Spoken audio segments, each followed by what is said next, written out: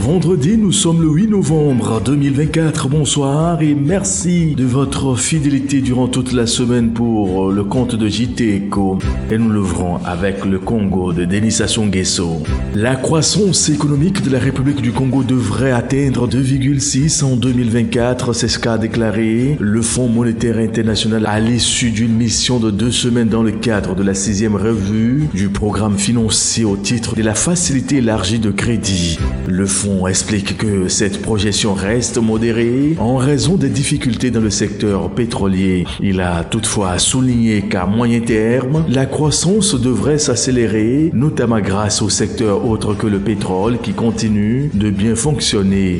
Le programme inclut également une gestion proactive de la dette dans un contexte où les autorités congolaises ont récemment lancé un réaménagement volontaire de 2314 milliards de francs CFA de bons du Trésor en monnaie locale, visant à alléger la pression sur les finances publiques. Cette initiative s'inscrit dans le cadre des mesures prises pour faire face aux tensions financières persistantes.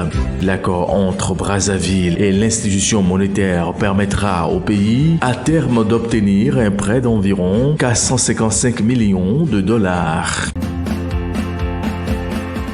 Au point 2 de l'actu éco de ce jour, notez que l'inflation annuelle globale au Ghana atteint 22,1% en octobre dernier contre 21,5% enregistré en septembre, augmentant ainsi pour la deuxième fois consécutive depuis le taux de 20,4% enregistré en août 2024. C'est ce qui ressort du rapport du service ghanéen de la statistique publié le mercredi 6 novembre dernier. Sur la période sous revue, l'inflation alimentaire a également augmenté de 0,7 points de pourcentage affichant 22,8% contre un taux de 22,1% enregistré le mois précédent. L'inflation non alimentaire a atteint quant à elle 21,5% contre 20,9% sur la même période, soit une baisse de 0,6 points de pourcentage. Au Sénégal, près de 2 millions de dollars seront investis dans des projets visant à renforcer la souveraineté alimentaire.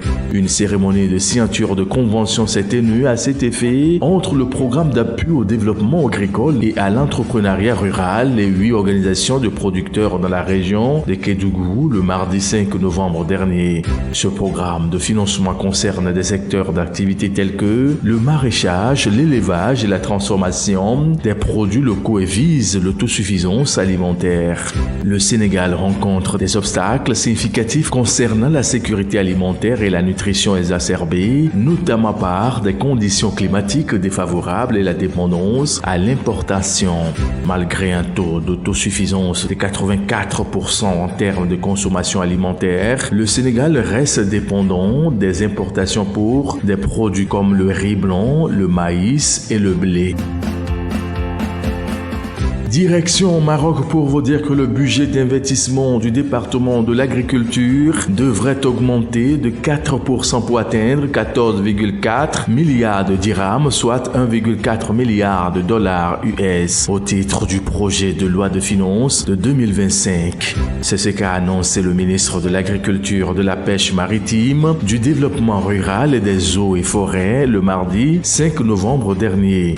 Pour le gouvernement, le deuxième axe d'intervention prioritaire sera le développement des filières de production avec des investissements prévus de 630 millions de dollars.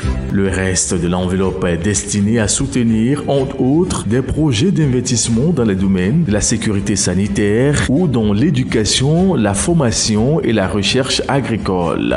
Globalement, ce budget pourrait permettre la réalisation de différents objectifs fixés dans le cadre de la campagne agricole 2024-2025 qui a été officiellement lancé le 26 octobre dernier.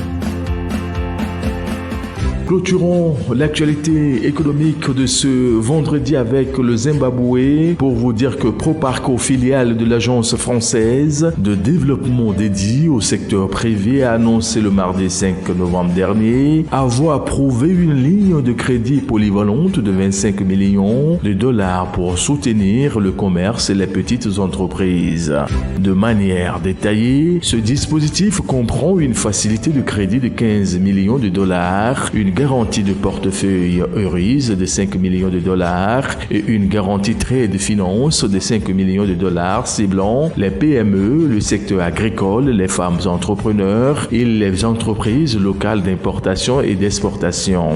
Cette facilité de crédit permettra de soutenir les entreprises locales qui importent notamment des denrées alimentaires et des intrants agricoles.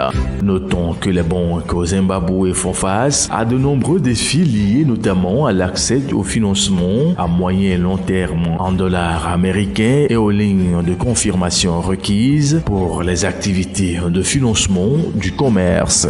Et c'est ainsi que nous mettons un point à cette actualité économique de ce jour et de cette semaine.